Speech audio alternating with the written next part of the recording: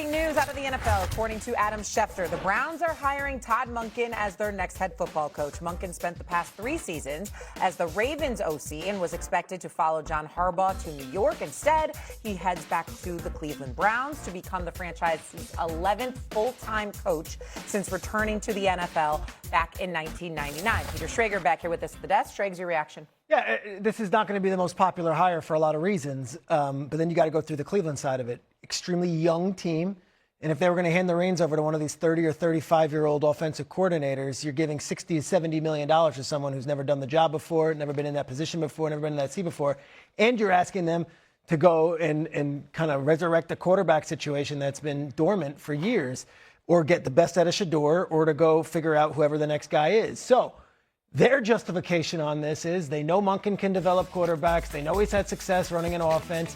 And they don't leave Jim Schwartz kicking and screaming and saying, I don't want to be here. Jim Schwartz is under contract as the defensive coordinator.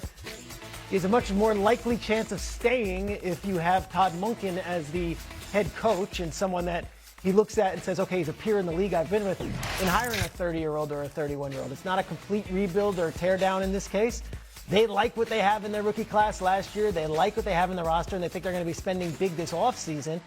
Look, if anything out of this, it's a loss for the New York Giants, who a lot of people thought would be getting Todd Monken with Jackson Dart and joining John Harbaugh, as Harbaugh made it quite obvious that Todd Monken was their number 1 pick. A bit of a surprise if you were to look back on it as far as 6 weeks goes and who would end up with this job. But if you really look at it, there is a lot of reasons why Todd Monken makes sense for the Cleveland Browns right now. In 2023-2024, the Ravens offense was fantastic. It just took a little bit of a dip this past season. Let's go back to your reaction, Doggy, to Todd Monken now being the head coach in Cleveland. Yeah, first off, I'm not exactly sure what he did in Baltimore to warrant this great idea that he's some great offensive mind. This year, they're 8-9.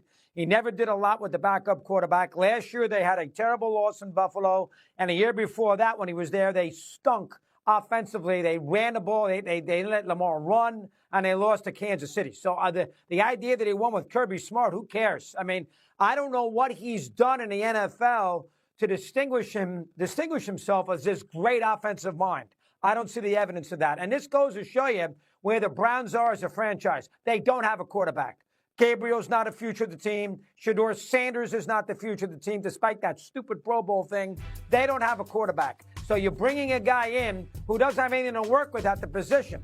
I mean, I don't quite, and nobody wanted the job. The whole world turned it down. So Monken takes a job that 8 guys said, I'm not interested, whether it's Jesse Minter, whether it's the Cleveland guy, the Jacksonville player coordinator down in Jacksonville with Cohen, whoever. Nobody wanted the Browns job. That's all you need to know. They never should have fired Stefanski to begin with. This is a scenario where they had nowhere else to go, so they take a stab at Monken. I don't know where the whole world thinks that they got the next Kyle Shanahan. I don't know where they think Monken in the NFL. Where's he proved that he's some offensive genius? I don't see the evidence of that myself. Well, one thing that stands out in my mind is that he is the guy that forgot on too many occasions to give Derrick Henry the football. I'm going to hold that against him. Okay, that's number 1. Number 2, even though Lamar Jackson was an MVP under him and a runner-up for MVP, you know, and an all-pro selection, there was a lot that was left to be desired considering the bevy of weapons that the Baltimore Ravens had in Flowers, in Bateman, in Andrews, and likely, etc. You expected more from them at times than you actually got. So that's number 2. Number 3, ain't no way in hell Schwartz is staying in Cleveland to be the defensive coordinator when you were a candidate for the head coaching job. You did a job. It wasn't your fault that Cleveland suffered. Their offense stunk and everybody knew it, but their defense was legit. He could make a legitimate argument. He deserved a shot to be the head coach for the Cleveland Browns, and he's going to stay to work under Todd Monken. I cannot see it at all. That's number 3. Last but not least, I'm going to say this, and this is not for anybody else to feel but me, but I'm going to say it here on national television. There were 10 openings. 8 jobs have now been fulfilled. Not one single black head coach has been hired. Robert Saleh is Lebanese. That is it. Not one single black American football coach has been hired as a head coach in 8 of the openings that have now been filled. Nobody else going to bring that up. Don't blame anybody.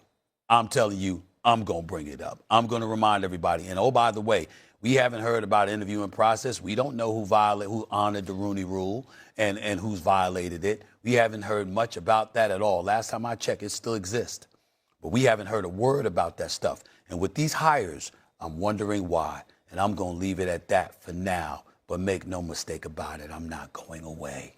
I will bring this up at a future date again. Raiders and Cardinals is still open, by the way. More First Take after this. We see Stephen A's reaction. Let them go ahead. Let them go right quick. Go ahead. Go ahead. See Oh Stephen my A's God. reaction. Oh of my. course, Todd Monken was the Ravens' offensive coordinator the last couple of years. He will now move about in the AFC North, go to the Browns, and be their head coach. Swagoo, your reaction? You okay? See, man,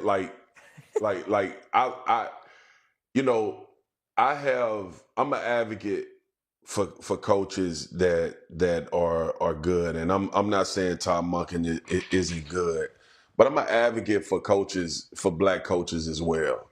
And these are the examples right here of why we always have to have this conversation in these hiring cycles. Because Anthony Weaver is out there and Brian Flores is out there, and you got guys that have been in this league doing a tremendous job for a long time. Todd Monken was coaching in college 3 years ago with Georgia. And he came to Baltimore, and I'm not, no shade. He did a solid job with Lamar Jackson and that offense, and they did great things. But I also have to take a step back and realize that this is the Cleveland Browns. And this is what the Browns are. That's why I was like, why Myles Garrett requested a trade. And I was like, probably should do that, Myles. And I know they threw a lot of money at him, but at the end of the day, that is what this franchise is. There is nothing about hiring Todd Monken, as we come off Mike McCarthy, that tells the Cleveland Browns fans that we are in a win now mode and we are changing our stripes and trying to figure out a new way to go about this thing. And I don't like doing this because I don't like raining on the parade. These coaches want head jobs.